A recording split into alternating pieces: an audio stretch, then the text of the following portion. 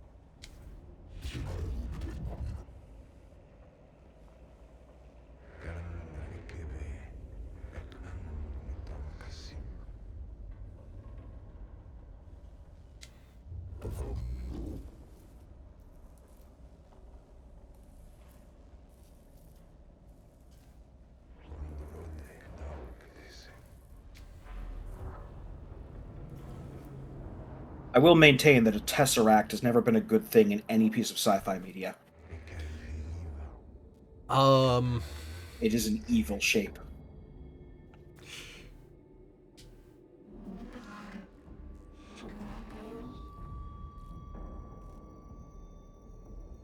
So that's the thing. Their Tesseract Labyrinths are kind of incredibly useful tools in the sense that they can hold Catan shards. Are they being used for anything other than holding Catan? Oh yeah, plenty of things. They're kind of a storage space in general. Is this what Collector Jackass uses? Yeah. Infinite? Yeah, Trazian the Infinite uses plenty of Tesseracts. Okay. Yeah. But they can at least be used for mischief, but they're still not... They're neutral at best. Yeah. I mean, honestly, it's most technology. What? Fair enough, yes. It's the user, not the tool. Yeah. And in this case, the user is universally evil because it's 40k. We've pretty much been over this. We've established no one is the good guy. So while we traverse through the tomb, and I have the power to help or hinder this run with my random-ass choices. Yes, you do. My curious Byzantine logic.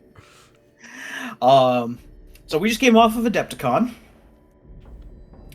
which we got new information about models and stuff. They're doing the 4th edition of Age of Sigmar, if you're the kind of people who are into that. I just recently got into Age of Sigmar, so I was excited. Oh, that's cool. Are we waiting on me in particular or anything? Or no, I mean, go ahead. But yeah. I'm just having to fill the void. Gotcha. And 2, we learned about the chaos. Oh, data thirst as an emotion. Sorry, I love Scaevola. I'll let him have the floor for a moment. Her.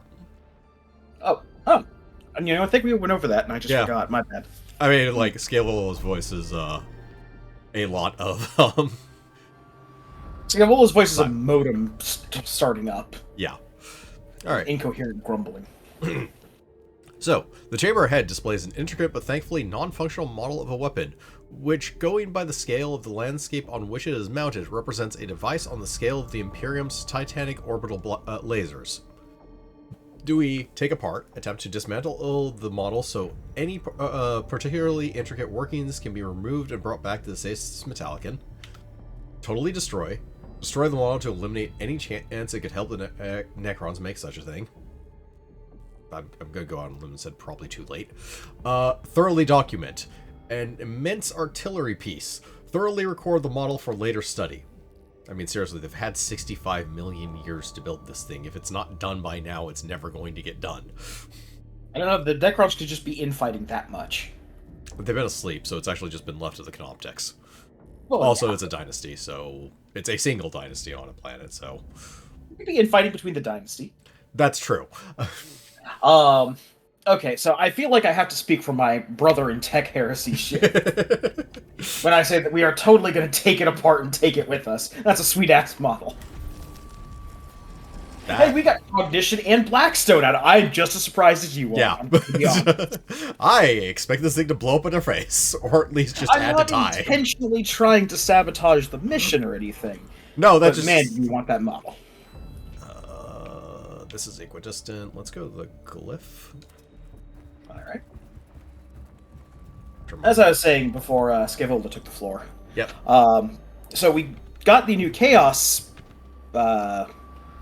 Codex announcement, and they announced that we are going to have 8 new detachments, which doesn't mean that much to your average Warhammer person watching this stream, maybe. But one of those detachments is going to be around one of my favorite super tech heretics, Vashtor the Archaphane. Ah. He's apparently getting his own, like, detachment, or a detachment that, like, gels with Vashtor the Archaphane. That makes sense. He's actually been doing things in the lore. He's been doing things, but then at the same time, there's a reason we call him Vash the Cyber Weenie. You have picked the Sacred Onion. You have done well. So, did we... I don't think we talked about Vash Oh, Vashtor? No, When because that would be... Yeah, that's Arcs of Omens, which... Okay, I think he got a very brief mention because he shows up at the end of the Pariah Nexus store, or... Yeah, that's about it. And at most, he got, like, a brief mention. So, go ahead. After we're done with this. The complex diagrams of construction techniques adorn the walls of this chamber. Not the hieroglyphic heavy documentation Tereus is seeking, but still information of interest. Do we survey, examine the diagrams, salvage, strip the chamber of anything valuable, or scrutinize, closely examine the most prominent diagram of a tower-like structure? I feel like in this instance, we should survey. We'll get as much of the data as possible. Oh. Yeah. Well, that was somewhat expected. I hoped we would get something else out of it, too, but... Alright, on to combat. So, On okay. to combat. Now we have a lot of empty time. Here's where I get the floor. Yeah, pretty much. Talking about that. Okay, so... As of recently, we're talking the end of 9th edition, they introduced a new character into... Oh, Canoptic Spider. Gribbly Spider.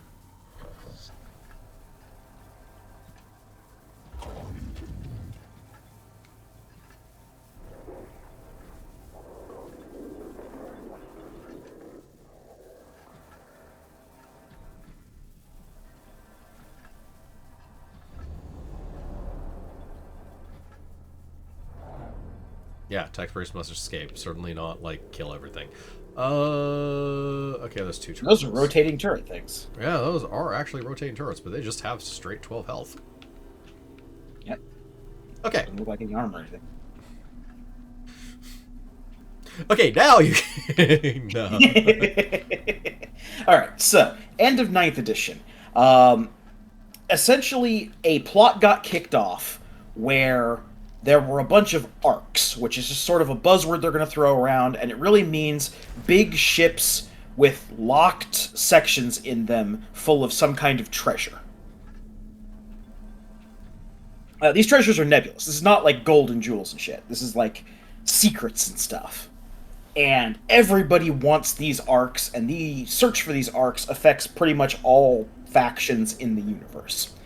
However, we're only concerned with one particular faction, because Chaos has a new player. There's a guy going around called Vashtor the Archaphane. And Vashtor the Archaphane wants to... He's sort of masterminding things behind the scenes. He's helping out Abaddon, who's a dude famous for, at one point, only having one arm, and then at another point for successfully destroying Cadia during the 13th Crusade. Well, okay, there's a tongue-in-cheek joke about him having no arms, but that's... Yeah, there's a tongue-in-cheek joke about having him no arms. That was because his model's arms just fell off pretty easily. Yes. So Vashtor's working behind the scenes, he's supplying people with ships, he's going around, he's warping through places. Vashtor is, near as we can figure, just a chaos demon. He's not like one of the big bads. He's not on the level of Khorne. He's not on the level of Slanesh or Nurgle or Tzeentch. He's a unaligned demon prince / minor, basically as close as Chaos gets to a demigod, effectively. Yeah. He does actually get power from misuse of technology, so... Yeah, that's the thing I was going to bring up, is that demon princes get power from various stuff, from, generic sinning, stuff like that, depending on who's writing them. Vashtor is the closest thing to a, like you said, closest thing to a demigod, because he actually gets power from and has the nebulous chaos power of technology gone awry. Whenever somebody does mad science, builds some kind of, super weapon in an Adeptus Mechanicus stronghold far away, that's misuse of tech. That powers Vashtor. Vashtor can manipulate magic and power, and in the form of technology. He can make technology grow, he can manipulate it on like a fundamental level. He can do that thing where he dismantles something with a wave of his hand, and all the individual pieces float in the air and like perfect synchronization, like Magneto from the X-Men movies. Or really from X-Men anything, honestly. Yeah, X-Men anything. It's kind of Magneto's thing.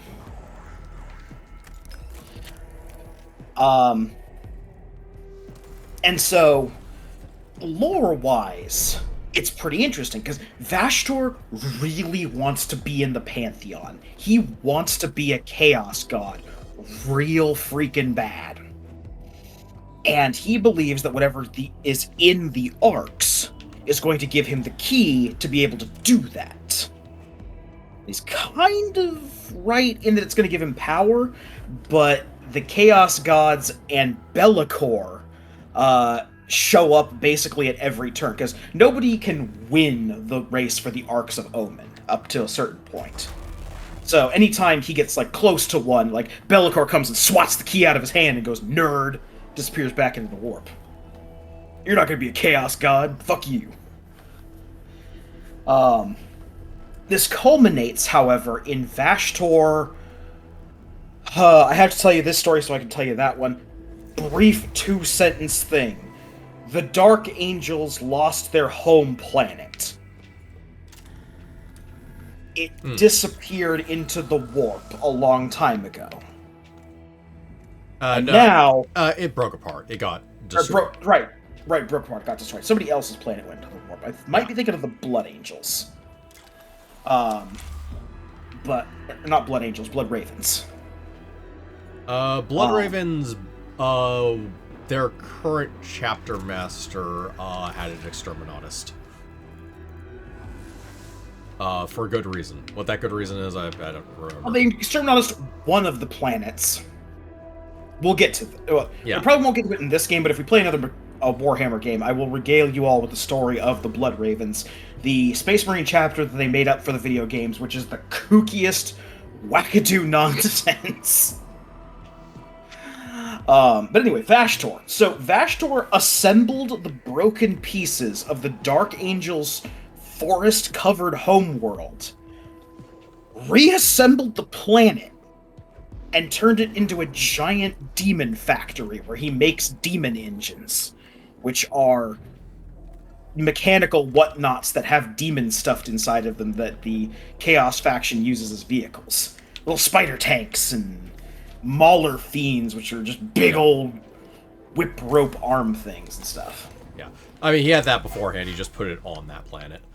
He's the... Yeah, he had the Forge beforehand, but now he's turned the entirety of Caliban, which is their homeworld, into a manufactorum for demon engines, which has rightly pissed the Dark Angels off. But they so far have not been able to do anything about it, because Vashtor's literally just warping the planet around. And that's what he shows up with in the Pariah Nexus. He shows up with Caliban. It's like, oh, somebody's misusing technology. Someone's doing naughty things with tech. Oh, that's my siren call.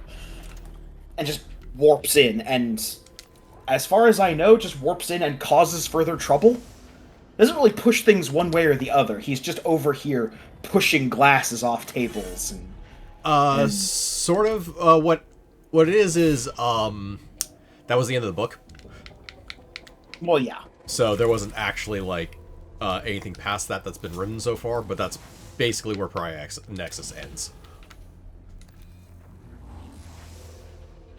Okay, so...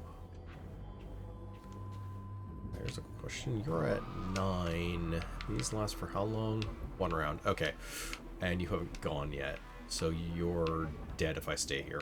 We'll go right here behind this wall. Is that... Yeah. Yeah, because there's a range to these things, but that's it seems. Yeah.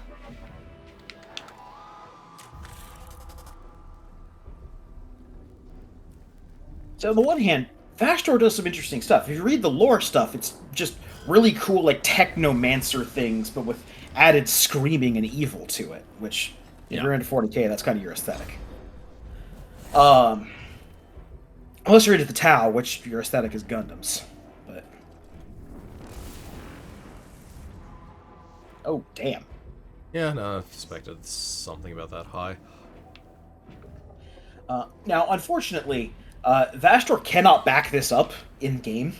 No, Vashtor's rules are, like, garbage from what I understand. Vastor's rules are terrible. He gives a moderate boat boost to Daemon engines, which I believe the Chaos Space Marine version of the Tech Marines can give as well for a fraction of the points. And he has a hammer that bonks vehicles. That doesn't bonk them very well. So anytime Vastor shows up in the lore, pretty much everyone goes, "Oh man, here comes Vastor, and he's got another evil plan." And in universe, I guess people are taking him seriously, especially because he rolled up to an entire chapter of Space Marines and took their house. I mean, granted, the old shitty, palatial mansion that's fallen into disrepair, but it was their house, damn it. It was their pile of rocks, except for the one they... Yeah, their Primarch woke up just to give Vastor the business. Lionel Johnson. Well, he woke up because was it was done asleep. napping, but yeah. He is... I need to go back and read, but I just seem to specifically remember he woke up because Caliban was disturbed. And he somehow sensed that, and it made him real grumpy. That would make sense on certain levels.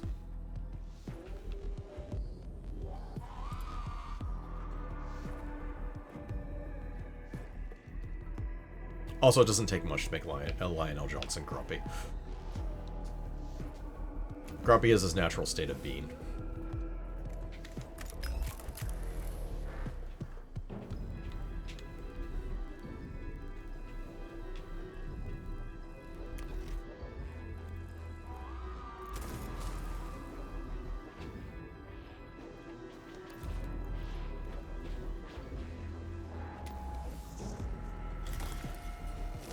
Actually, the weird thing is, Lionel Johnson mellowed out. Oh yeah, I know. Growing that mustache and beard combo did wonders for him. Yeah, that is actually the weird part of it, because Lionel Johnson, during the Horus Heresy, was not known for being anything resembling nice.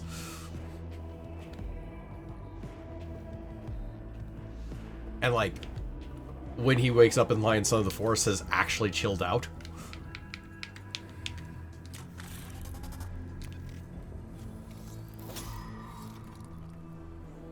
Yeah, it actually freaks out the people he's with. They're like, is that really the Lion? He's not, like, flipping out and murdering people.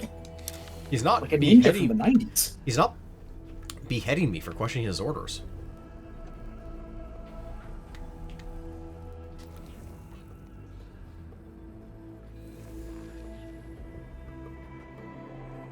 Which I guess, in a meta sense, just kind of shows you how far the Imperium has come or how far the Imperium has fallen. It's a... depending on your point of view. Sort of. There's also, Can I? Okay, I can do that. Because we've only got 2 Primarchs from the Loyalists who have come back. That's Rabute Gilliman and Lionel Johnson. And both of them just seem to have come to the realization after they come back that, like, oh, we did things so wrong. We made so many mistakes. There's a little bit of that. There's also a little bit of, in general, the amount of decay that's happened over 10,000 years since the Horus Heresy is way beyond what they expected.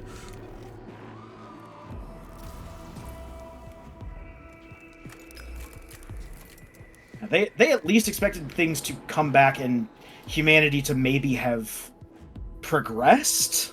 Like, maybe not a huge amount, given where they were at the 31st millennium, but I don't think they expected the backslide. At least not that much of one.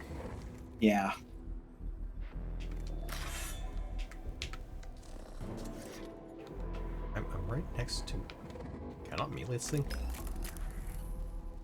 Oh.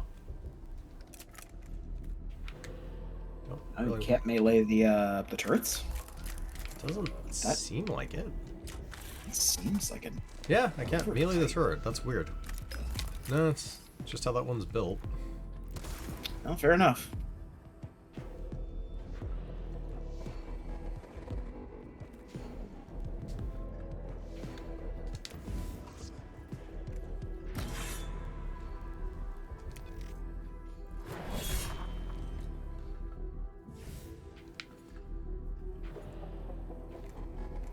Also, I know it's not 40k related, but I do have to say it as a proud lover of the Horned Rat.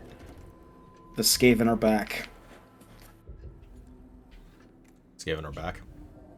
So, when they came out with 10th edition Warhammer 40k, they decided to focus on two factions and wrap the story around the conflict between those two factions. And that story was, holy shit, there's a lot of Terminids, or not Terminids, I'm playing too much Helldivers, Tyranids.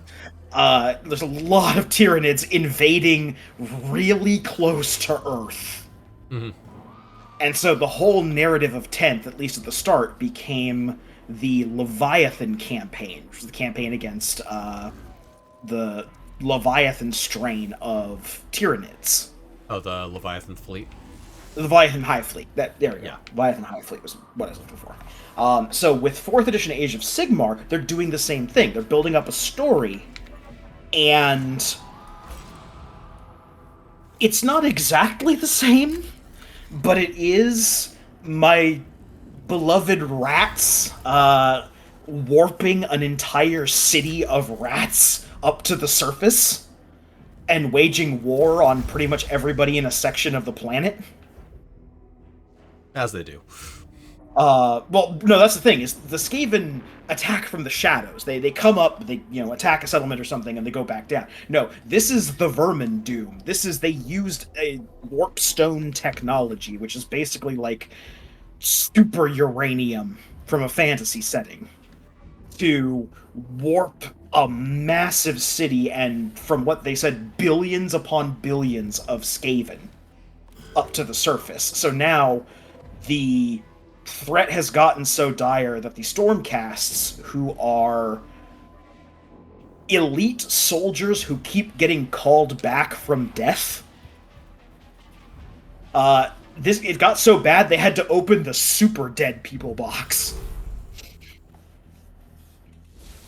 And so the next edition of Age of Sigmar is focusing on the Stormcast Eternals versus the Skaven. And as somebody who just loves the Skaven aesthetic,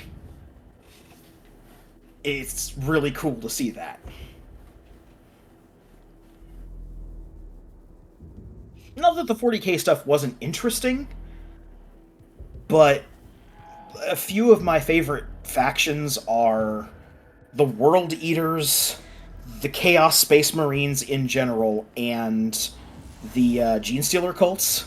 And ain't none of those going to be the focus of of 10th edition, after the whole of 9th edition was Chaos versus Imperials. Right. They had a new box to sell.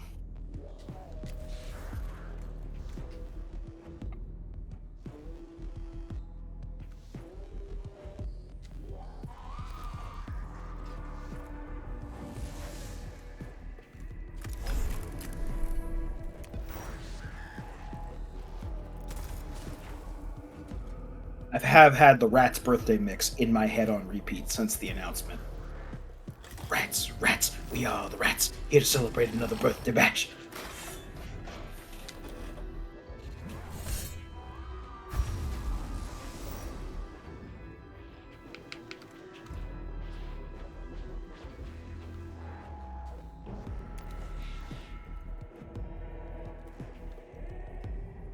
Oh, right. Actual goal of this mission.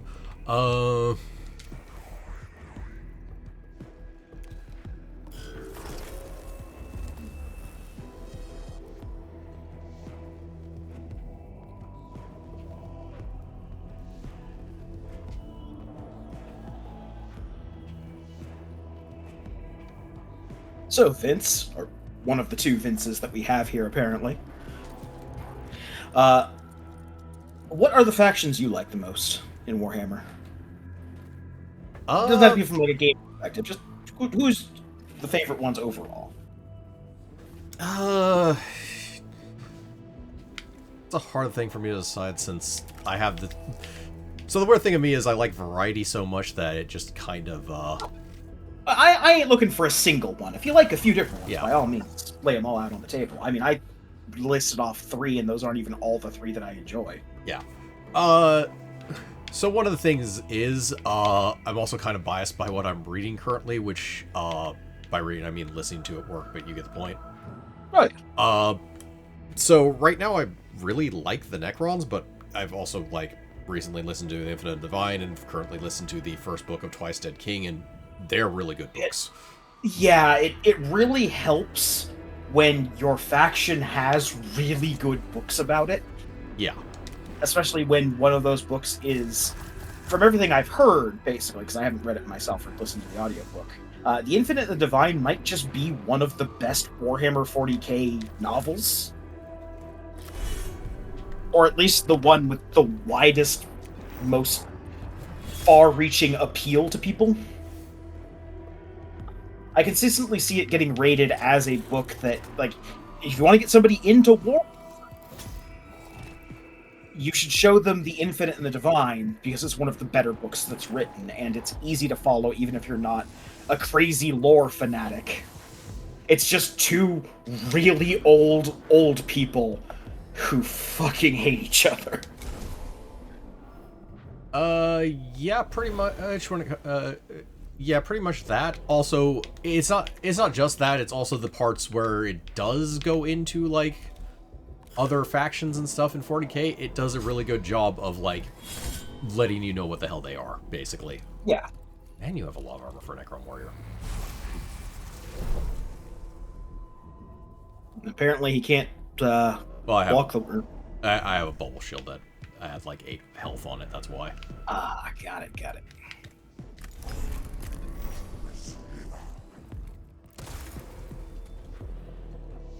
No, you just had a lot of health for a Necron Warrior. Okay. Hey. Poke.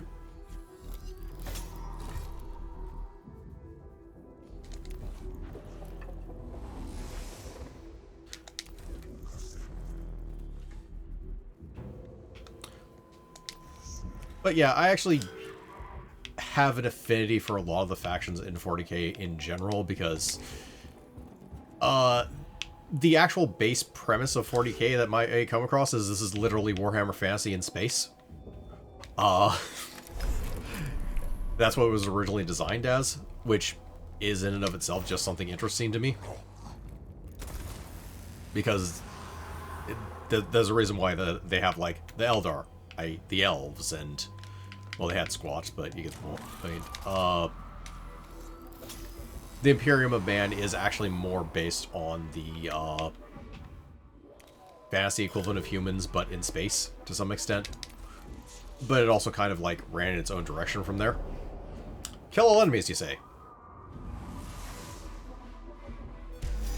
Oh, good thing everything is dead. There you go. That's called efficiency. Yeah.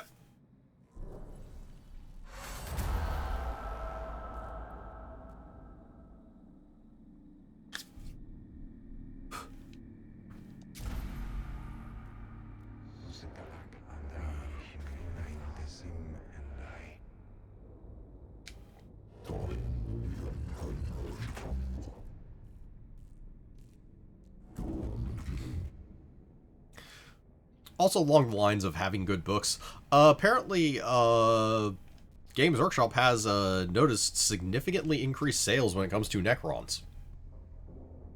Yeah, go figure when Yeah, who'd have thunk it? yeah. As an aside, Black Library makes about 1% of their profits. So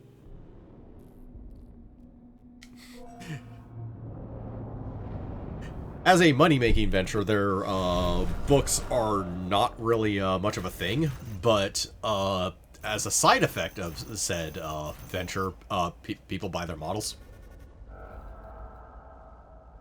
This is why 40k has so many lore books. Also, yay, I exit here with only 1% awakening. It's the book equivalent of the Saturday morning cartoon. Yep. Ah, half a cog. Reach 50% awakening. Nice. Alright, so...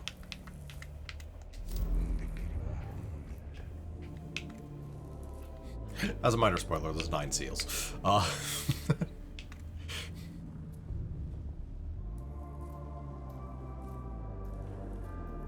You know, I'd have put money down on 7. Would be a good guess. It's more of a question of how many, Oh, the upgrade. See, Oh, the upgrade of the other one. Okay.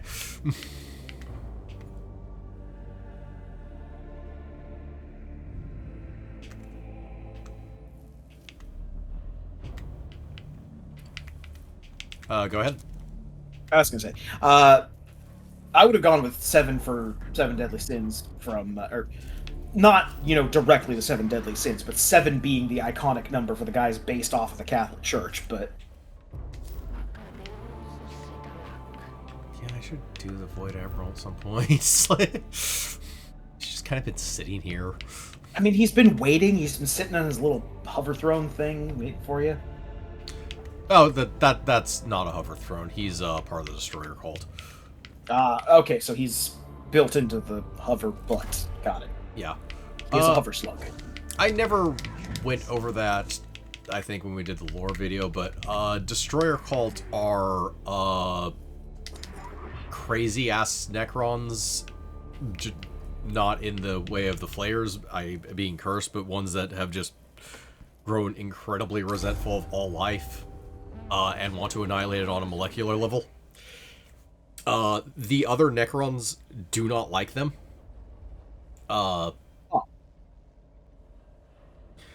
Not quite to the full-on quarantine that they do with, like, the Flayers, because they're not, like, contagious or anything. They've just gone insane. In general, there is a decent taboo of the Necrons from altering their form from the, like, original humanoid form they were given.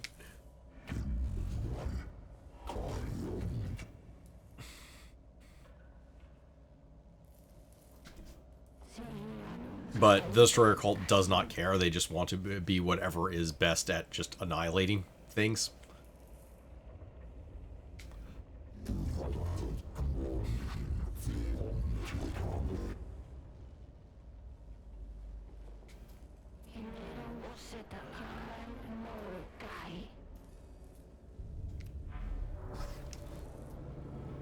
This does mean, however, unlike Flayers, they actually are still thinking, or they're not, like, instinctually trying to feed, ironically, from a creature that cannot actually do that, or anything like that. So they do actually have, like, Destroyer Lords and various different configurations of Destroyers. Right.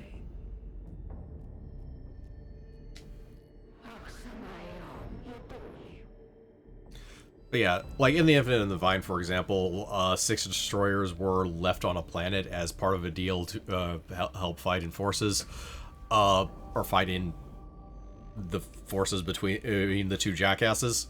So they decided that they would start by annihilating all the apex predators, then working their way down to the bacteria, and then move on to the next continent.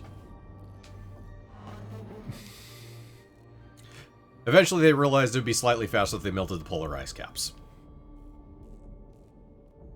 This is the type of crazy we're talking about when it comes to destroyers.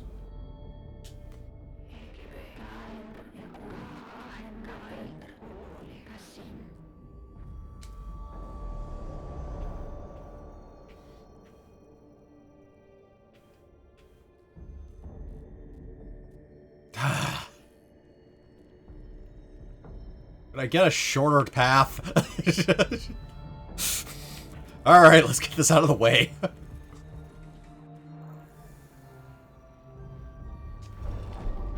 Forklifts.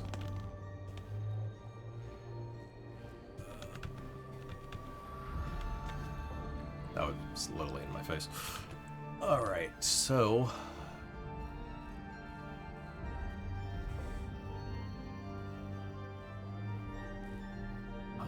almost certainly that one. Let's see what the other ones are. That's a negative.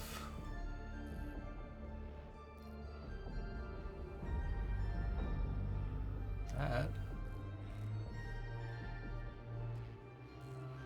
Oh, I don't care. That's initiative.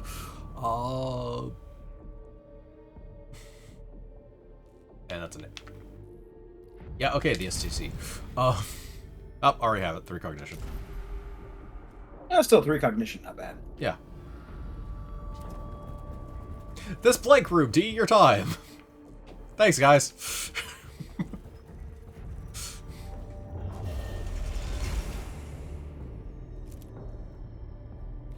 Alright. That's a positive glyph. That is...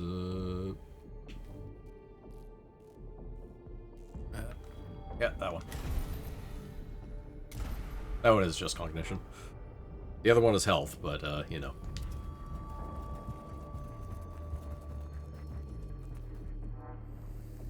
Alright!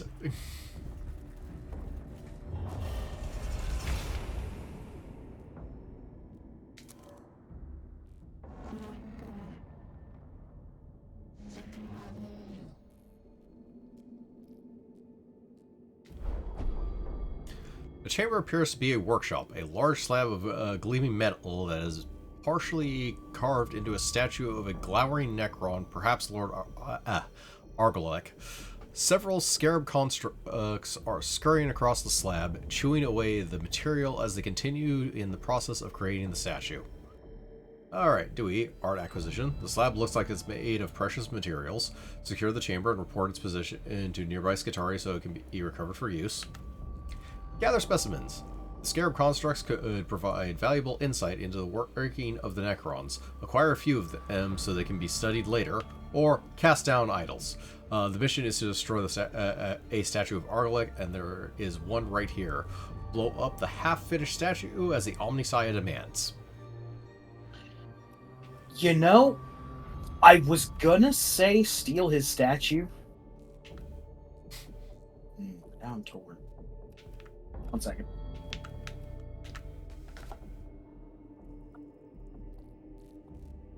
Take his art. Take his art. Take his art. That's what the coin says?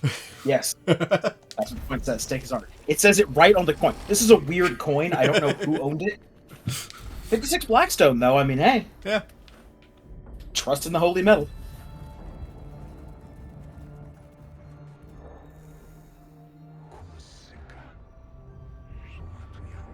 I honestly don't know what the Adeptus Mechanicus considers Blackstone.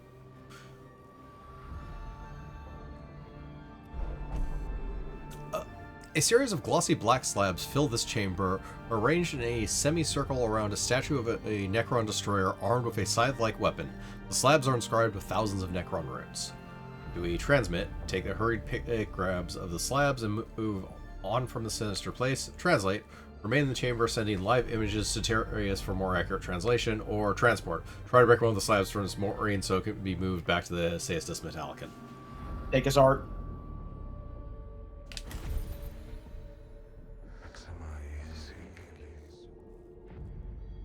Yeah.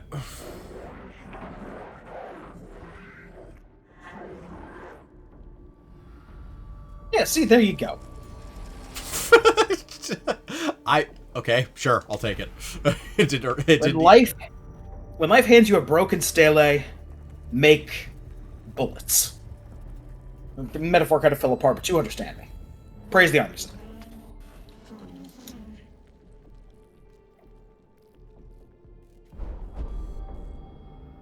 A handful of bodies lie in the chamber ahead. Evidently Scutari who were caught in a furious volley of Gauss fire.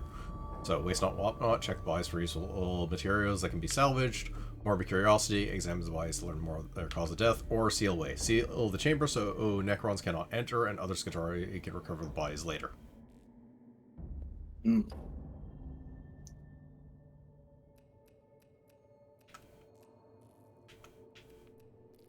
Yeah, waste not, want not. We already know what killed them, a Necron with a big-ass gun.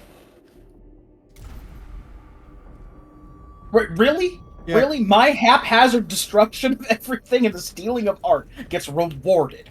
But the one time I try and be pragmatic. I don't get that one either. The grim darkness of Argolis Tomb is complete in this benighted region. Not only is there a total absence of light, but fluctuating rad levels are interfering with the cohort's optical augmentations. Even the team's own light sources do not penetrate the unnatural gloom. They must traverse the next area blind. I will applaud their use of grim darkness and not actually adding only war to it somewhere. So, do we boldly go, stride on into the darkness? The faithful of Mars do not fear darkness, and they must move swiftly on to their objective. Slow and steady, move slowly and cautiously, lest unexpected hazards or Necron ambushes conspire with the darkness. Or another path, find a way through the blind spot. It will take longer, but it could avert the catastrophe. I'm not sure if darkness affects anyone here, but okay. Well, they're basically saying the radiation is interfering. Something radiation, something. Or it's optical augmentations. Yeah, true enough. Well, at any rate, I say we go slow and steady.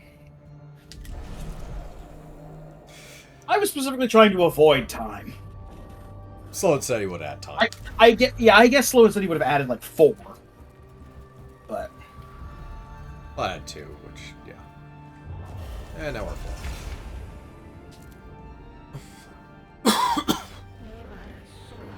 this is what happens when the boss you're fighting is also a tower defense fanatic. Infested insects to be expunged.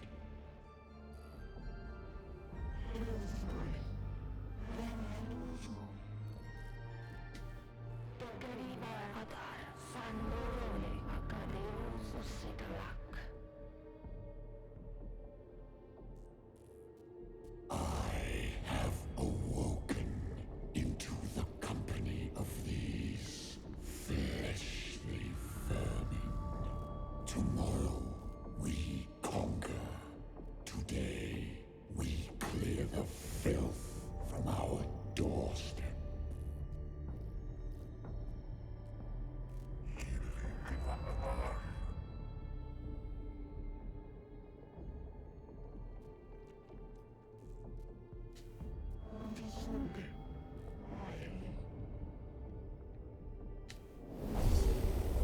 Okay, the chamber is dominated by the immense form of Lord Agrelek, surrounded by images of the Necron war fleets conquering the stars. Do we pray for deliverance? Seek the fourth psalm of protection from the omniscience foes before engaging. Do not go in with our souls unarmored. Death up close. Charge in with righteous wrath and engage at close range, or stay at range, hold back and engage the enemy from range. Well, as much as I think prayer for deliverance would actually give us some benefit, considering the nature of prayer in the 40k universe, I think playing to our strengths is best. We stay at range. Necrons aren't negative initiative. Yay! We got a bonus. Yep. It wasn't Blackstone.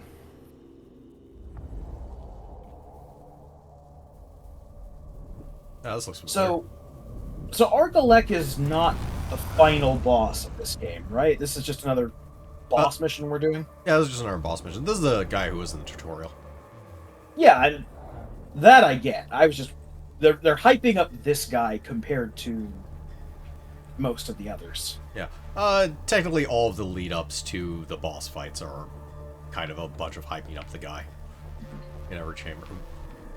This one looks fairly simple, but okay, so we have extra Necrons from being on 4. This is literally what it looked like in the tutorial, so that makes sense. Okay. Yeah, it's been a while since we played the tutorial. Yeah. Let's... Here, first,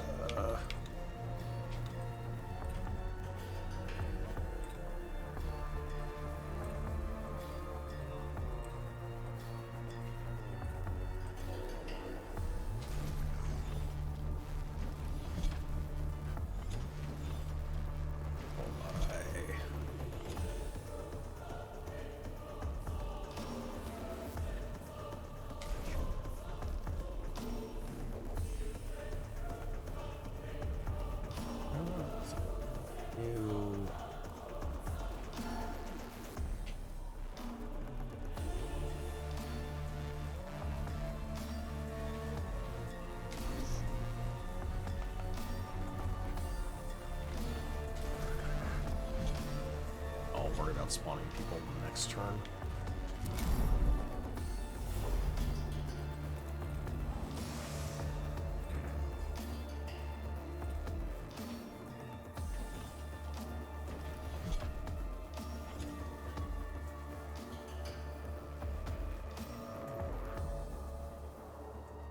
Their only actual goal is the Void Admiral. I might as well get this out of the way. Figure out which one he started on.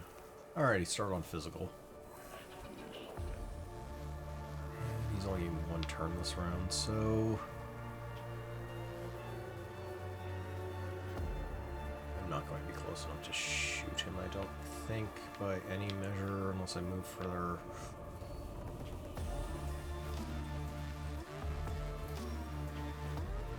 Then I'll have the issue of not being able to move away.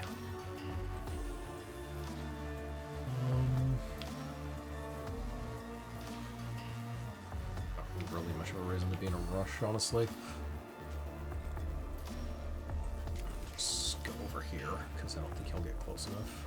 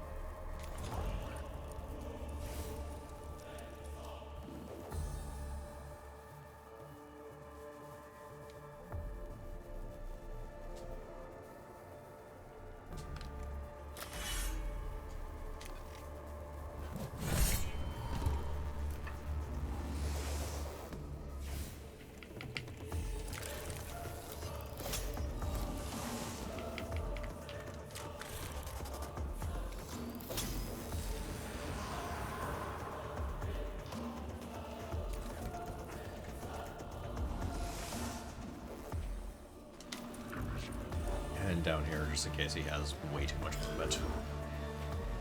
I'm pretty sure he has way too much movement. He is on a hovering chariot thing. Yeah, if I remember, he just had a very big movement range.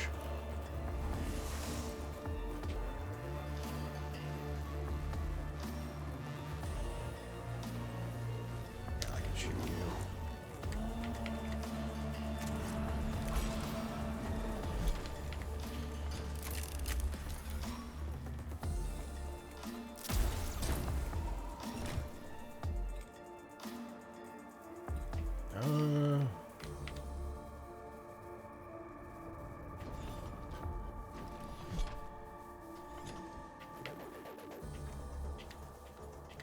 That's right, those are just +2 energy damage.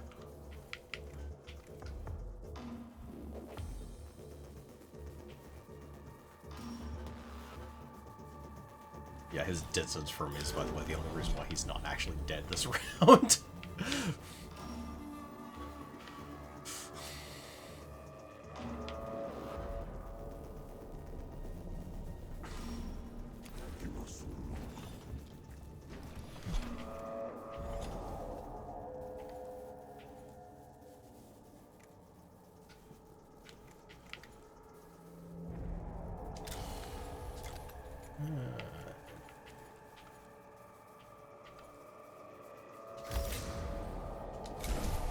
I'll use this.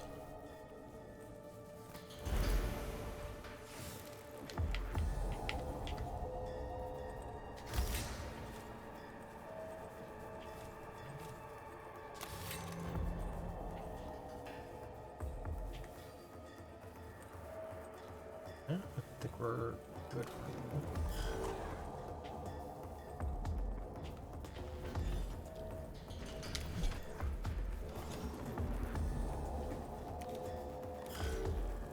Yeah, it's also arguable I might have been a fish of this round. The void for 1,000 years. I fought the war in heaven. What can you do to strike fear in one such as I? Quite a bit, actually. Yeah, what I... Very technically, I could have basically just passed everyone's turn. to let him move first, and I have enough cognition generation to actually get to him pretty easily if I really wanted to. On the other hand, I actually want to let him talk a little bit, although we have heard him say things. Yep, you'll revive next round. Alright.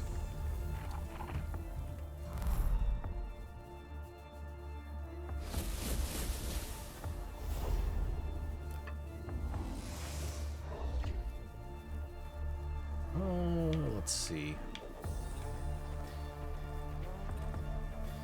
Did we seriously just spawn that Necron Warrior? And that was it. No, that... Yeah, that was it. Okay. Yeah, you guys can just finish him off, I guess. Alright.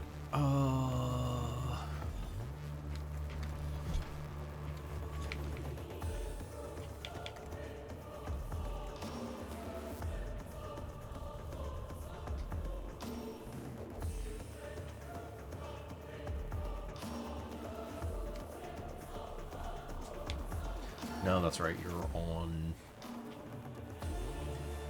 anti-energy mode right now.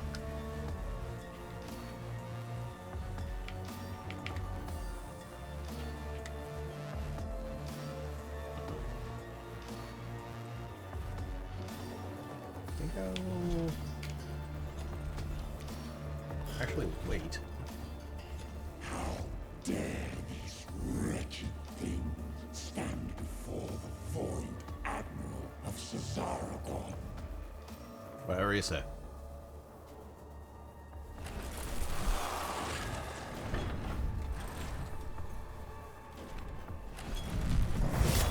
Ow.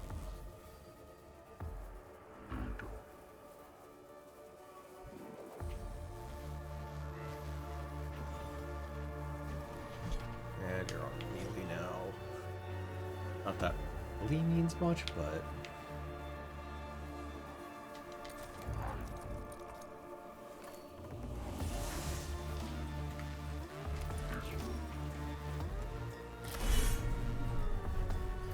that is actually kind of annoying.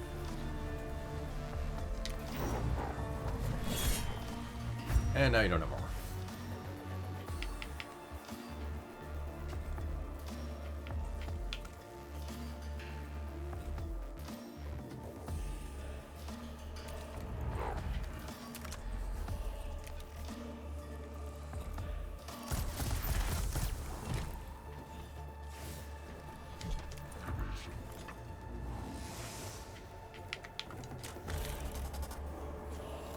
Still reviving.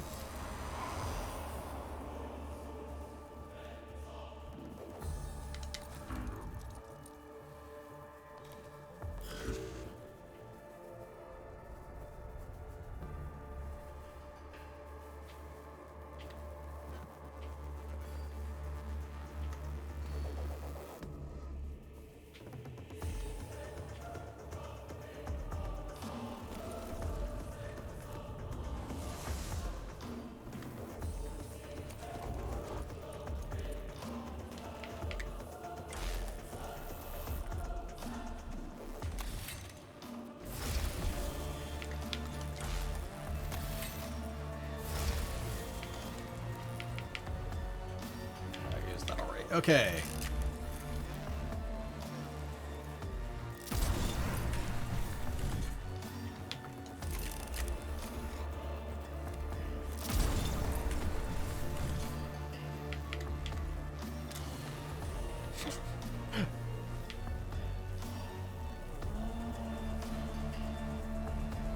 I don't want you reviving, so go away.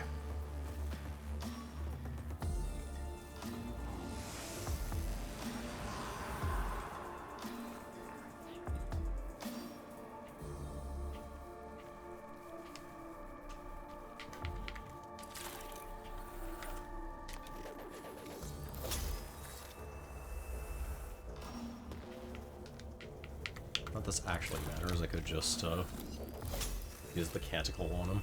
But, for form's sake.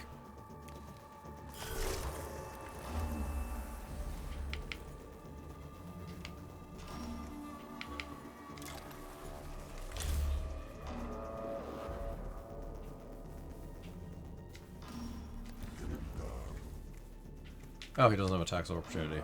That's so bad for him.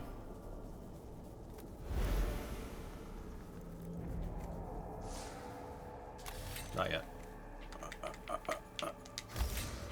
Okay, I can use ones that I've already used, so I was wondering about that.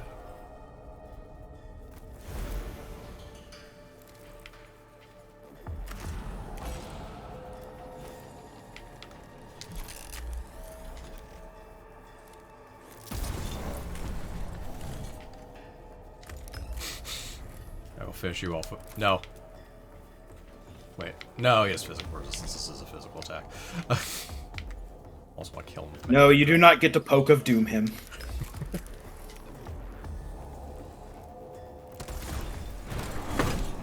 Yeah, the amount I can just add to damage over the course of a round is absurd.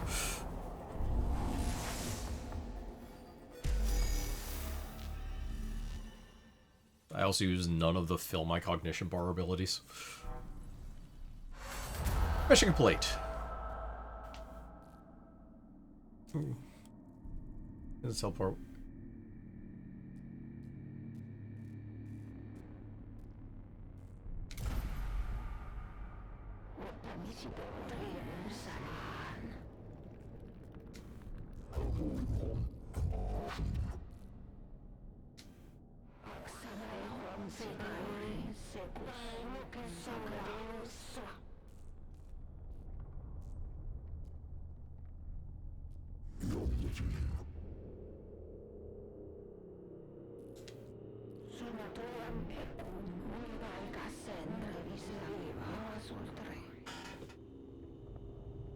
You think someone else would be commanding the ground forces and not, you know, the Void Admiral?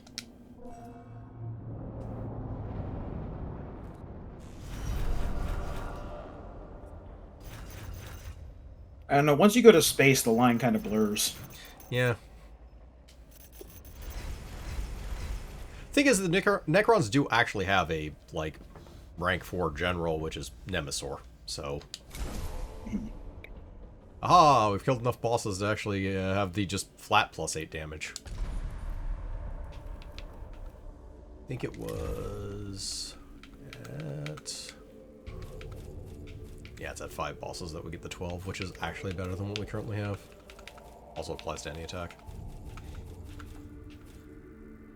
Yeah, the only ones we have left is, get hit enough times, basically. And this mysterious one.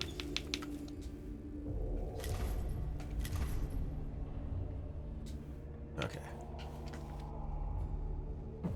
I will be right back. No problem.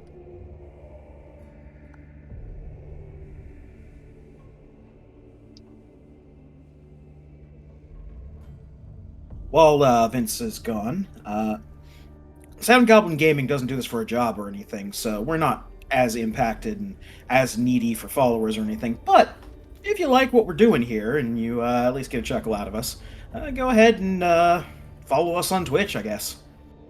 You'll be informed on the days that we stream and catch all the weird stuff we do. We don't just do Warhammer stuff. We don't just do Super Robot stuff on Sundays. We're kind of all over the place, really. Probably going to be getting into Control soon. Well, I say soon. Once we finish Mechanicus, we will probably be getting into Control. Yep. Welcome back. Yep. Let's see, what else do I feel like doing? Not really you. Obviously not that one.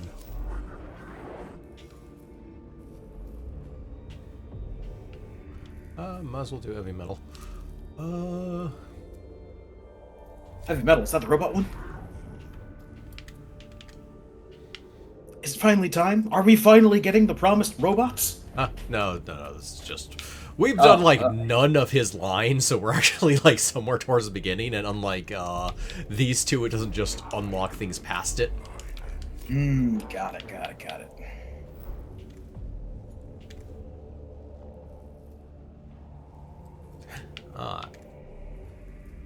Just pass it on that axe. Ah, it's level 3 refractor field.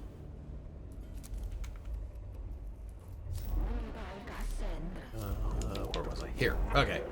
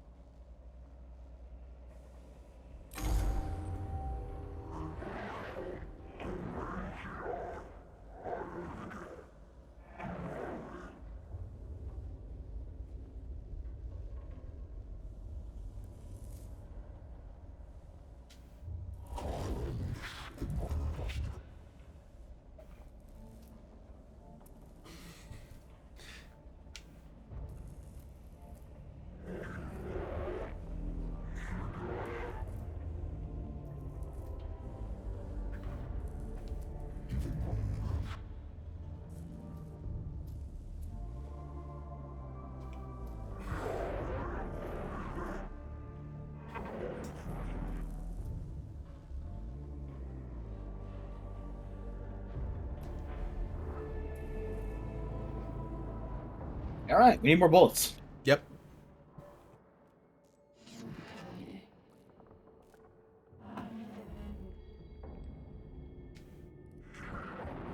Ah.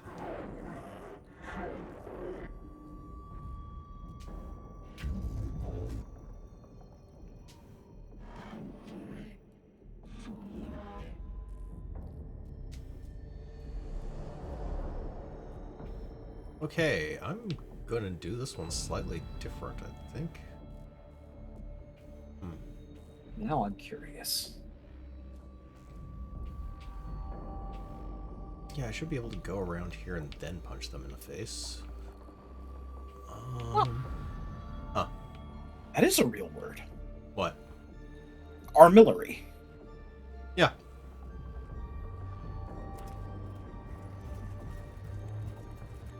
Okay then. I thought that was another fake nonsense quasi Latin bullshit that the Warhammer 40k universe sprinkled around liberally. Technically, even the quasi-Latin is, for the most part, actually, like, words, more or less. It's as much as Latin is used properly ever. Which I is mean, not generally much. speaking, it is real words that they just add like an aurum or an ism or Yeah. something like that to. It did get slightly ridiculous at the Adepticon announcement. Yeah, because they want terms that they can copyright, so there's a lot of, here's these words we made up.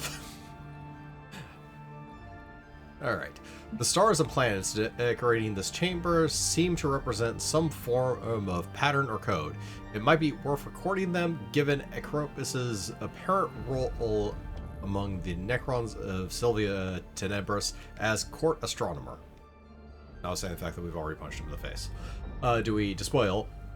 Prize the decorations off the wall. They might be made of precious materials. Deface the decorations to strike a mortal blow against the denizens of the tomb, or thoroughly document the patterns.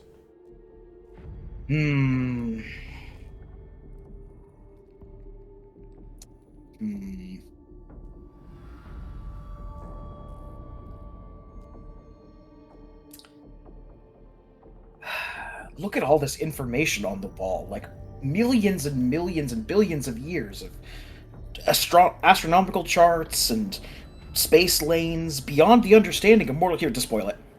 So, rip it down for parts. Ah, great. We had some blackstone.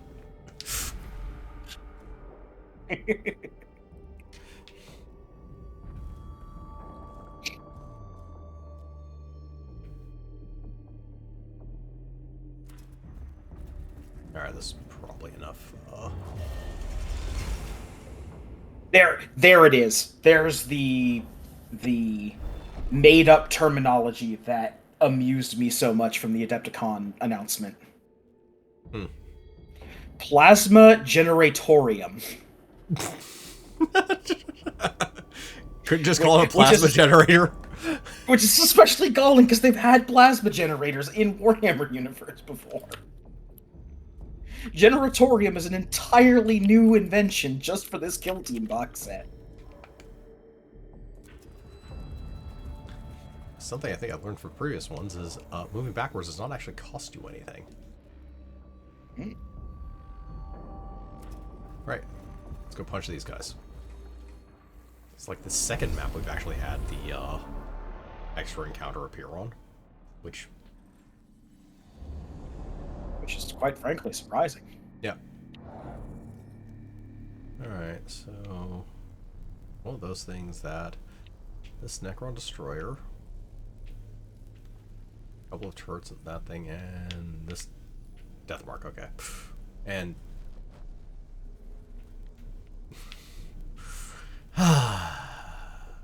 okay, so the real goal is just destroying all of these things before I kill those two, because these guys are not going to be that difficult.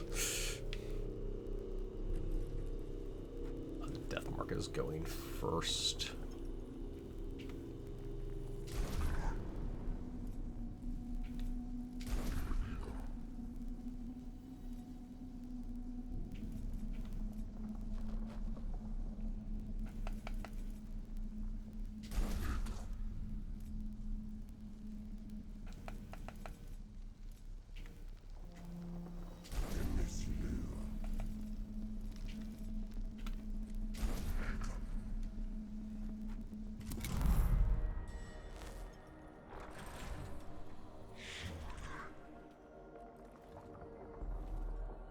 Oh, I mistook the two characters.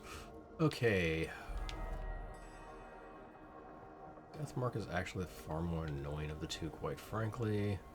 I don't know if you'll actually be able to kill it. Or in melee, or at all. It's a Deathmark, they're kind of annoying.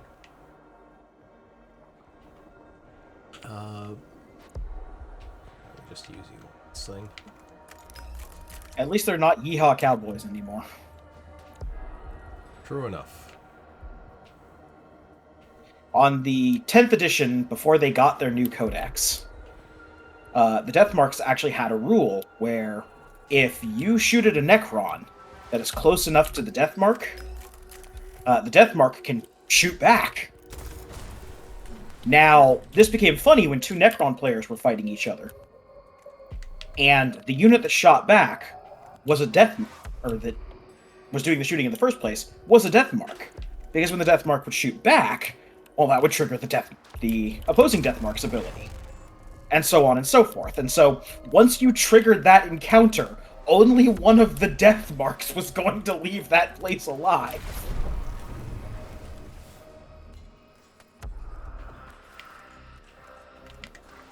They nerfed that. Yeah, that's probably for the best. They said you can only have one free shot.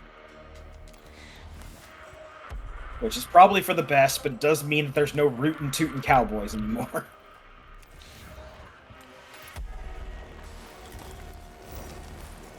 There is technically another unit that has this rule. The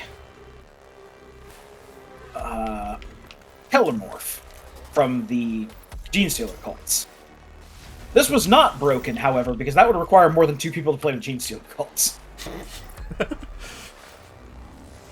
Now, this did mean you could also have Kellermorph versus Genestealer shenanigans, so yes, the Kellermorph did also get the buff, or the nerf, as far as I can remember. If I remember, the bigger issue there isn't just having two, or the big issue with two people playing Genestealer cult isn't just who would actually be interested in playing it as much as I'll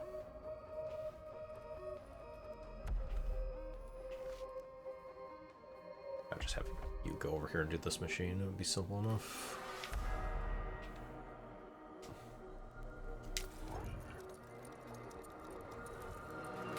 As much as it would be having two people who could actually afford the damned army.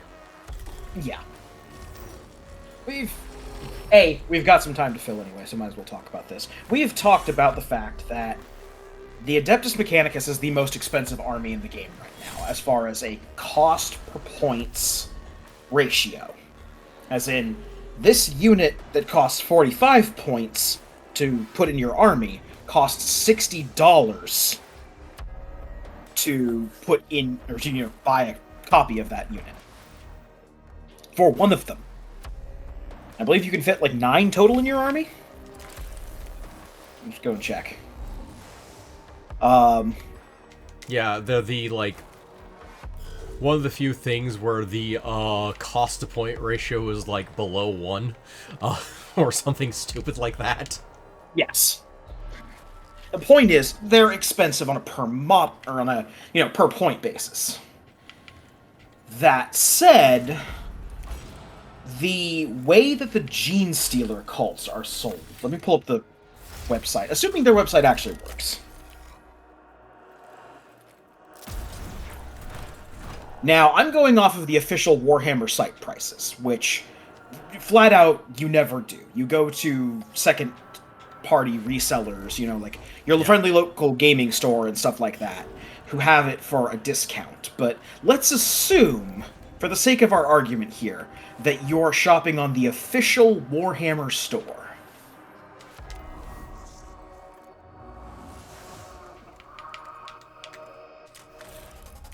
I'm going to pull up Neophyte Hybrids. Neophyte Hybrids are a unit that comes in 10 or 20 models. Now, 10 of those models come in a single box. Asterisk. Because here's the thing. In that box of 10 units, and this is just one unit in the army, just to give you an example. See, units can take a variety of different weapons, and in 10th edition, weapons are free. You don't pay any extra for putting a big gun onto your Neophyte instead of a small gun. So, you're loading up these guys with a whole bunch of special weapons. Well, here's the thing, chum. You can fit, if I'm remembering correctly, 8 of those special weapons onto a single squad. But 8 of them spread across 2 sets of 4, I should say. So 2 mining lasers and 2 sonic blasters, for example. Only one of each of those comes in the box of Neophytes. Right then. So if you... we won the fight. Yep. Should have done one more room worth of exploration, but well. But yeah, if you want to equip a 20-man unit of Neophyte Hybrids, and you want to equip most of them with shotguns, 4 of them with sonic blasters, and 4 of them with mining lasers, based on what I'm seeing on the website here, you would need, at minimum, 4 of these kits. Ow. How much are these kits, you ask? Well, this kit for a single unit of 10 with all the things I've told you about is $55 US.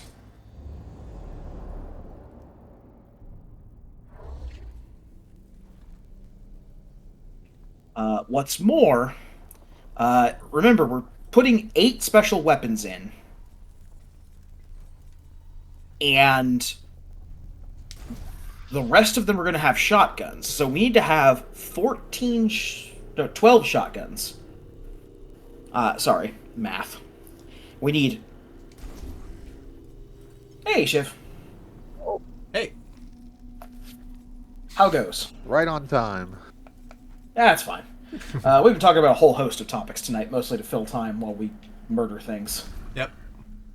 We did kill Agrilek, though. We had our round 2 with him, and we just soundly beat the shit out of him.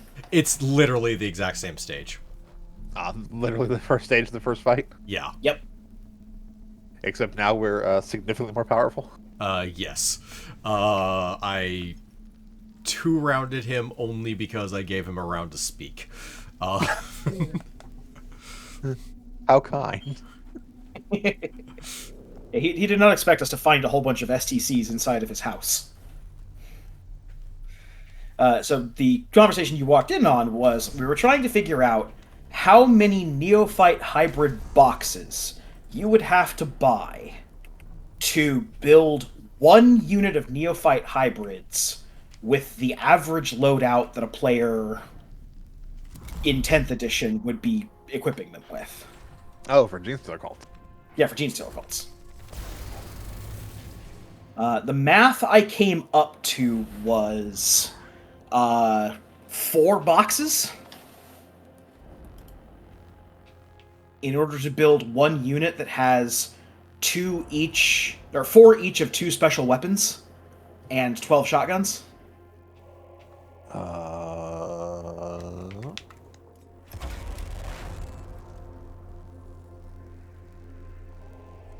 And even then, you're short shotguns.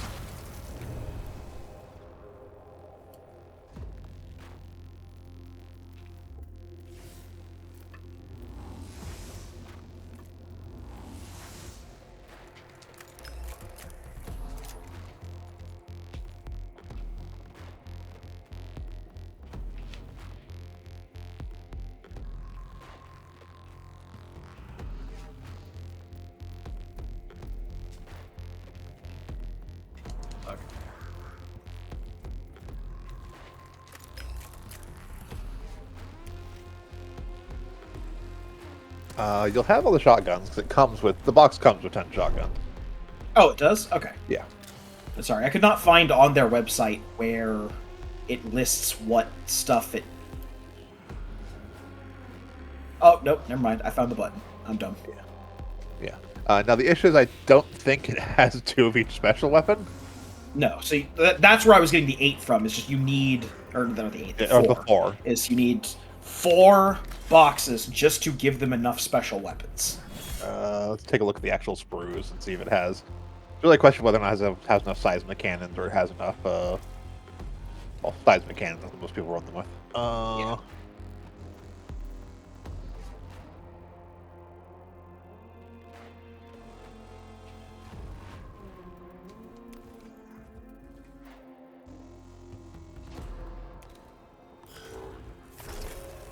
Nope, looks like it only comes with 1 of each, like, heavy weapon. So, yeah, you definitely still need 4 just for the seismic cannon. So it does have enough shotguns, but... And keep in mind, that is $220 to make one unit. Realistically, what you do is you just buy the bits for those, or 3D print. Yeah. I'm... For the purposes of the conversation we were having, which is just how expensive is Warhammer from Games Workshop, I was just going off of the prices buying things from Games Workshop. Yeah, But I mean, yes, there are bit sellers third-party resellers. exist. Yeah, like I've bought in bits before and do certain things, but like Yeah. so bit sellers exist. Yeah. And like I said up front, you don't buy things from Games Workshop. You buy them from friendly local gaming store or site online that does business with Games Workshop, which usually has some kind of markdown, even if it's a not heavy one. It's usually like 10% cheaper or something. It's not hard to find 10 or 15%. I usually buy it 15% less with my usual retailer. But yeah, so no matter which army you're going with, it's really expensive. I mean, it depends. Like AdMech is 2 boxes, or not AdMech. Adeptus Custodius is 2 boxes. That's true. They are a very unit or numerically light army, and they make up for it with being very, very tanky and very, very powerful. Yeah, like I have a 2,000 point AdMech army, not built, but the models for it from buying the Christmas Battle Force like a bit ago and 1 combat patrol. Not every army can do that, obviously, but that is a thing you can do with. And admittedly, I chose probably the second most expensive army to make my point across with. Yeah, I mean, AdMech is the most expensive army to make your point across. Oh yeah, we already covered that. Yeah, AdMech is most expensive by point cost. That one's 1/6. Okay. Yeah, we talked about a whole bunch of stuff. We talked about the Adepticon stuff. We had a short aside about Vashtor the Archifane, because I hope he gets some good rules. I also hope he gets some good rules. It's really hard when you keep positioning this character as like a foil to Primarchs, but wow, is he not able to compete with Primarchs? I don't know, ever since Lionel Johnson got head trauma in between the Index and his Codex coming out. Current Lionel Johnson would still roll Vashtor with no problems. I'm fairly certain, like, an unupgraded unit of 10 Acolytes would just roll over Vashtor. Vashtor is a Demon Prince with worse rules than a regular Demon Prince.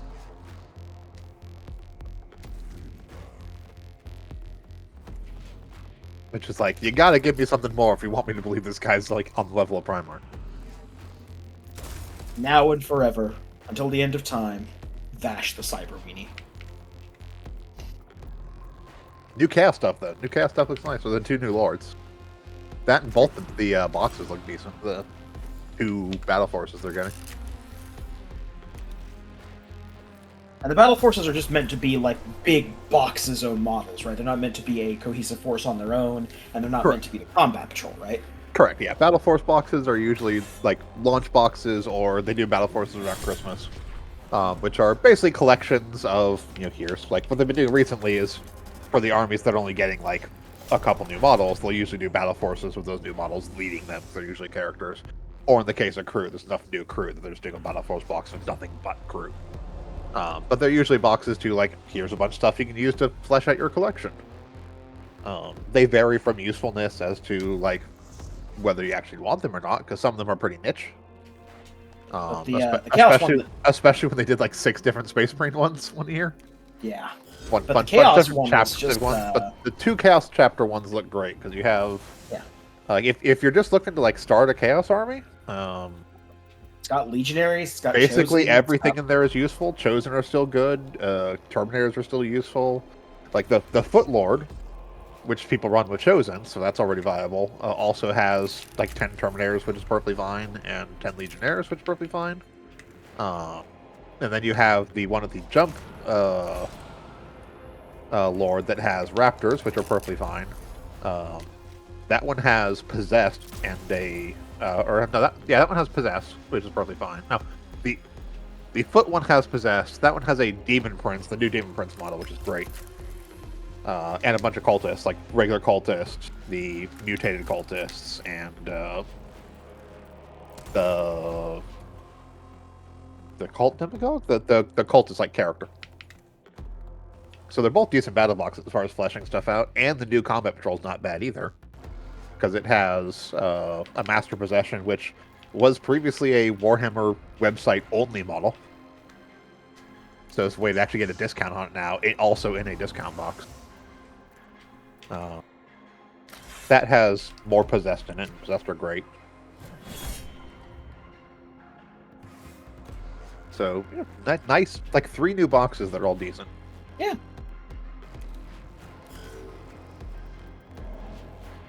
There's a lot to be happy with Pure Chaos player, and 8 detachments with their codex. You have lots of options. 8 detachments. So one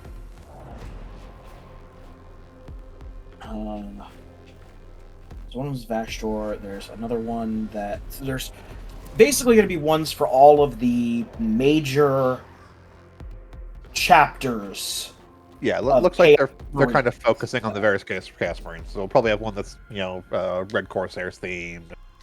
Obviously, there'll be the standard Black Legionnaires, probably Iron Warriors. Yeah. Which is the same thing they did for the Space Marines. They didn't put in, like, this is the White Scars list, or this is the Salamanders list. They did fanciful names for them that their playstyle very much evokes those chapters. Yeah. Yep. Yeah, like you have, Iron Storm, which is Iron Hands. You have the White Scars attachment, whose name I can't recall off the top of my head. The Stormlance. Stormlance, which is White Scars, but also works great for Space Wolves. Yes. So you're going to get that same idea of these are clearly ones themed after your kind of already known traditional Chaos Marine faction. Plus Vashtor, which is probably going to be Vashtor and Demon Engines. Demon Engines, yeah. That's what I'm figuring. Maybe Vashtor and Demon Engines / Demon Kin, so it may have support for things like Possessed and Warp Towns. Because there are also Demon Kin. So I don't know if they'll possess. I don't know if they'll have support for specific Demon Kin as well, but it'll definitely have support for Demon. It'd be nice if it was just kind of like the Demon faction in general for Chaos Space Marines. You have all the Demon kind of stuff together, so you'd have, Warp Talons. So you can either have it affect infantry of some sort as well.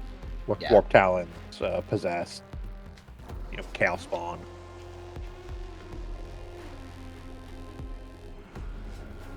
But I mean, even if it just affects Demon Engines, like people use Forge Fiends. Forge Fiends are good. I like Venom Crawlers, even if they're not like meta right now.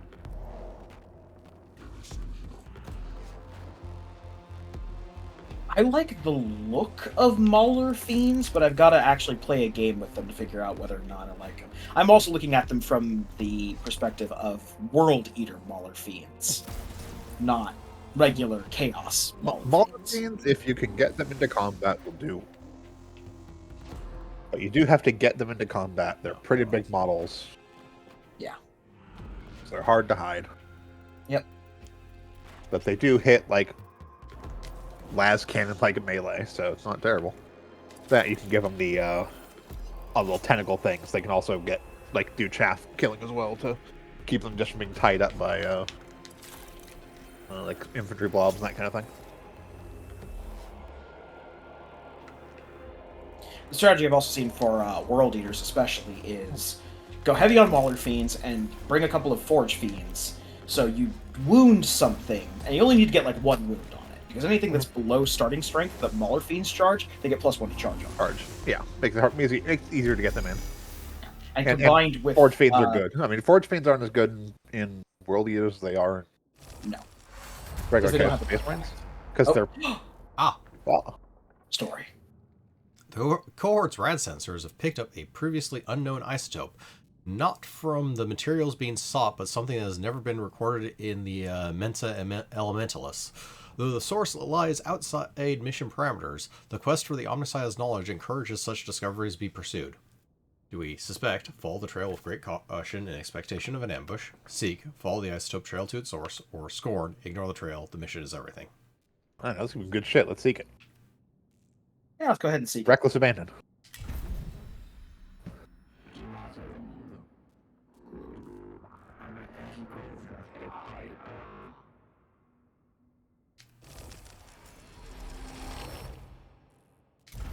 Nothing bad?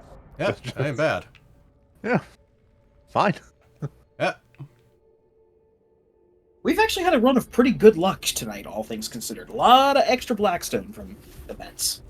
Yep. I did keep to our usual tech heresy levels of inquisitiveness, but was very rarely punished for it. The thing that really makes Forge Fiends work, especially in regular Chaos Space Marines. Oh. Yep. A swarm of Necron scarabs are sculling around this chamber, assembling some contraption of gears and chains. It could be a replacement part for the armillary, a model of the galaxy somewhere in Acropus's tomb. This might provide intelligence for useful materials, but the scarabs are known to be extremely dangerous. Do we immolate, purge the scarabs with fire, and take what remains, obliterate, demolish the whole chamber? Whatever the scarabs are making must be valuable Necrons and should therefore be destroyed or observe. Try to absorb the scarabs and the device they are making. Smash and grab. I'm of course going with obliterate. Yeah. Yeah, you know what? I'll go with obliterate as well. Fucking. You wouldn't think that would be the time one. No, you think that'd be like the Necrons are angry. Improve initiative or something. Yeah. But the Forge Fiends, the thing that really makes them set apart in regular Chaos Space Marines is not just Dark Pact, it's a good boost for them. But when they do a Dark Pact, they also get devastating wounds on all their guns. which just Ah, yeah, that'd do it. lets him kind of punch through anything.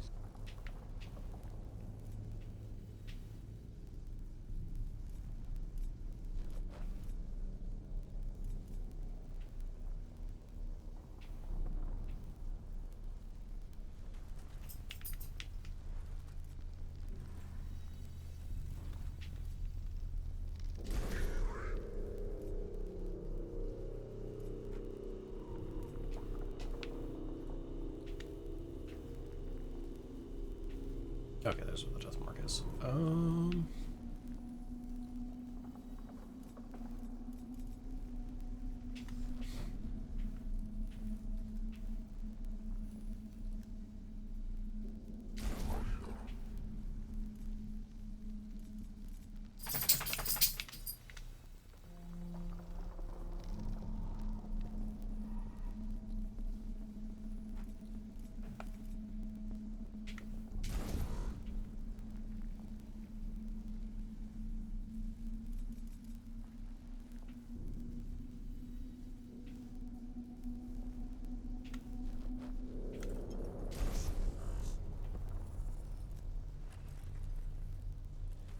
Doesn't look like there's a space for them to raise platforms there, so probably just people coming out of the furnaces.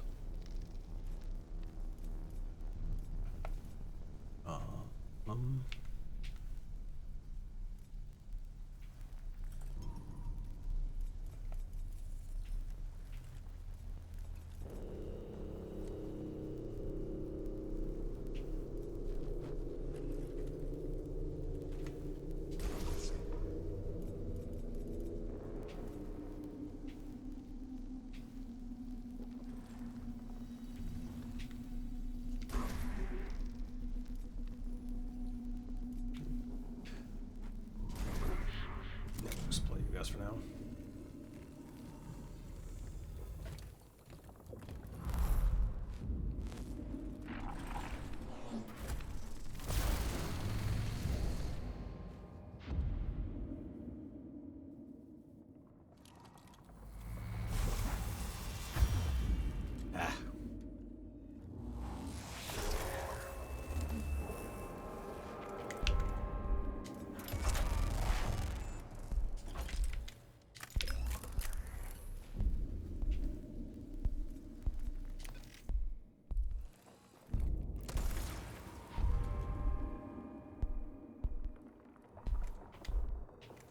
You have not gone yet, so might as well finish you off.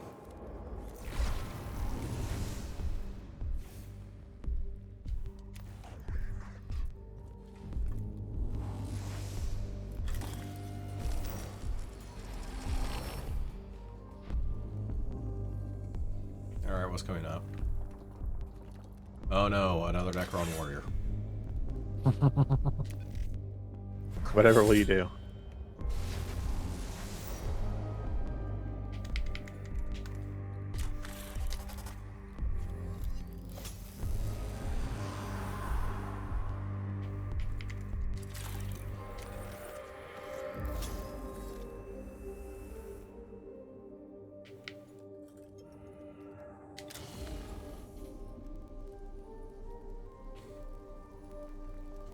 Sure, that one.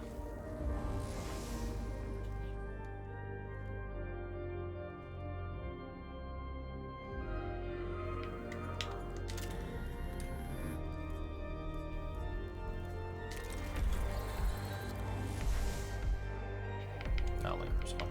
Okay.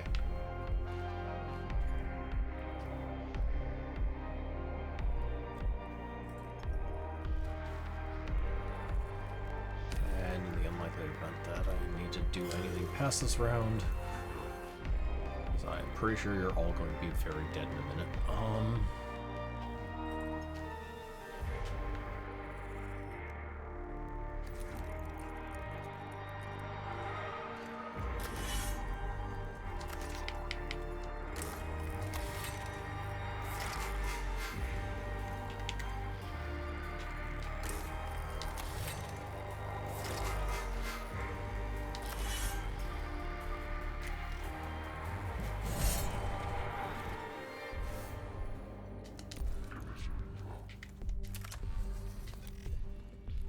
Ain't no kill like overkill.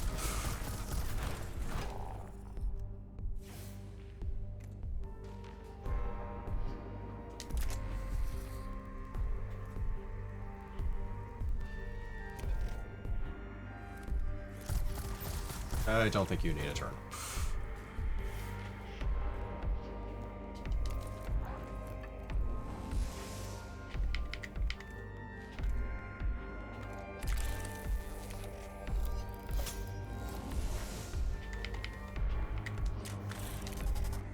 Okay.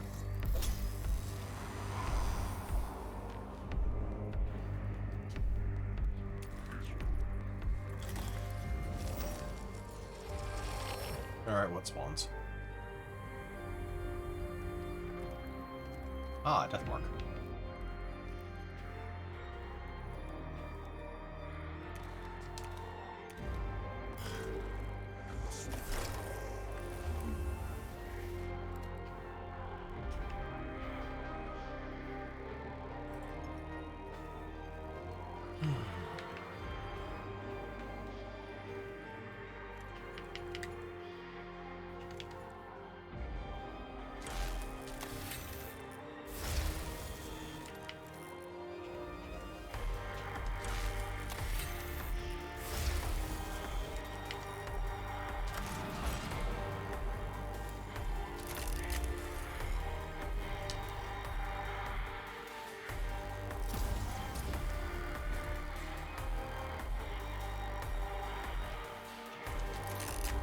We only have you left. Does that seem wrong, though? Yeah, I don't think you need turns.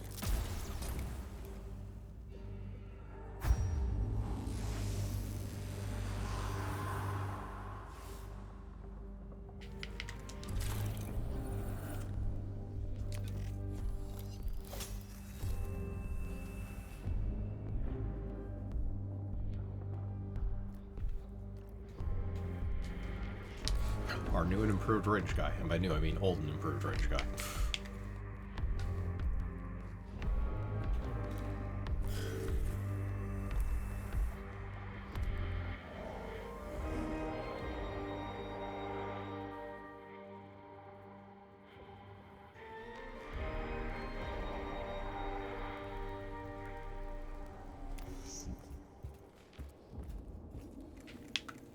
I doubt it ends the mission, but...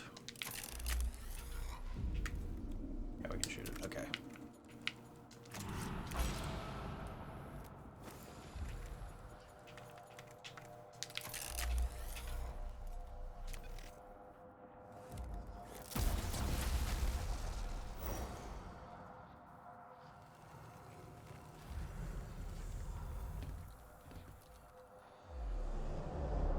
Alright, exactly what I expected.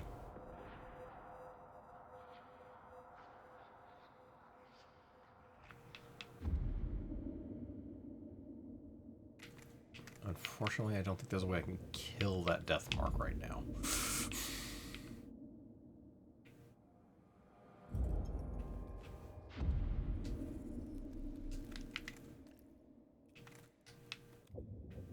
Unless I can get to here. Out. Actually, that's not true.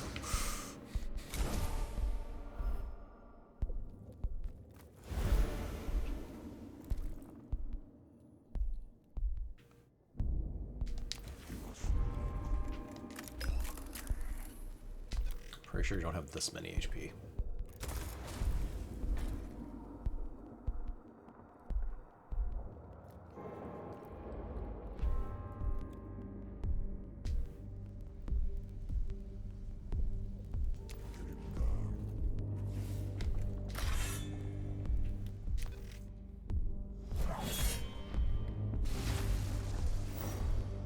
There we go. Oh, this mission gave me a lot of negative cognition.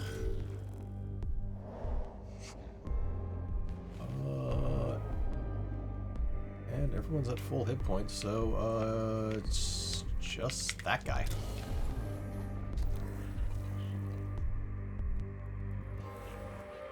Oh, okay, that was trivial.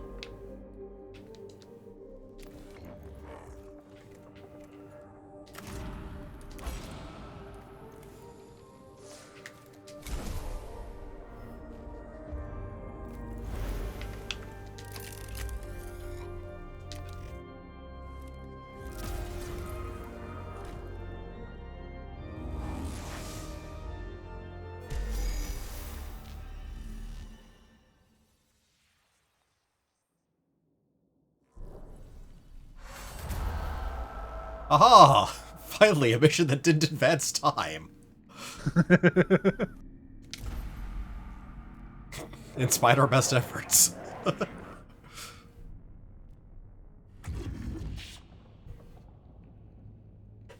Yeah, that was the downside of the one where we fought Argalek.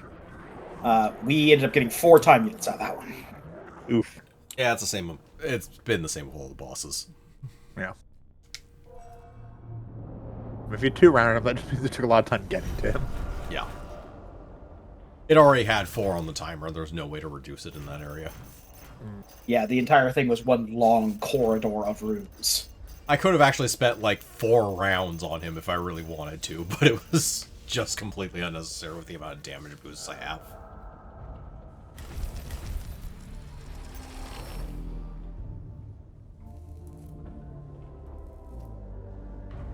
Yeah, all the bosses seem to be like large trails of rooms, basically.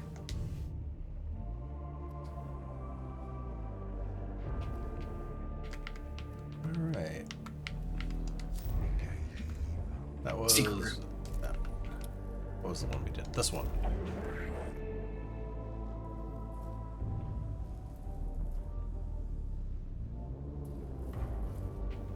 Yeah. Getting to the point in the game where we're unlocking the silly weapons. Yep, the solar atomizer. It atomizes things solarly. There's that, this. Which, unlike our other AoE one, does not have a drop-off for damage on secondary targets. Also does not care about terrain.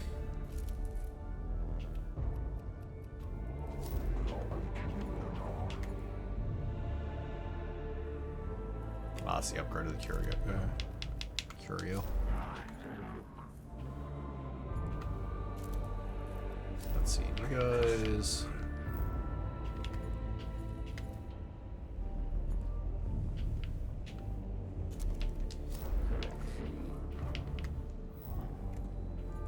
Yeah, I think those are fair ones. There are technically 2 from her, and alright. Seen as is what time right now? Yeah, 11:30. 11:26, yeah. So yeah, this is about our stop time anyways. So that's all we'll have for you this week on Days of Our Toasters. The old and the restless. So join us on Sunday for more Super Robot Wars X for releases, and by that I mean basically the end of Gurren Lagann. Yeah. Yep. Join us on Monday for more Digimon Cyber Sleuth, where we will be cyber sleuthing, whatever cyber sleuthing means. It means whatever we need it to at the time. It's a very loose and flexible definition. Much like a character. And You sleuthing? And join us back here on Thursdays for more Warhammer 40k Mechanicus, where we continue to dive into a tomb and break everything we can find. Steal their walls. I did us proud. I did steal a wall today. Excellent. Inexplicably, inexplicably that went well. It was like the... Yeah, that went well. We're downside. We got The black. wall theft usually goes well.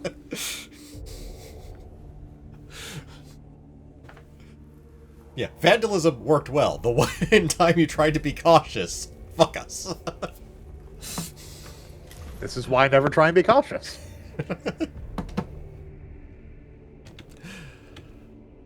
But yeah. Until next time, everyone. Remember, I don't know, I forgot. The irony. Remember, the stars are not infinite. The hungry void is calling, and there is a shadow in the warp. Be prepared. Unless you're the Necrons, in which case, I don't know, it depends on exactly how much you care about organic life. This varies a lot. In any case, see you next time. Yeah. Bye, everyone.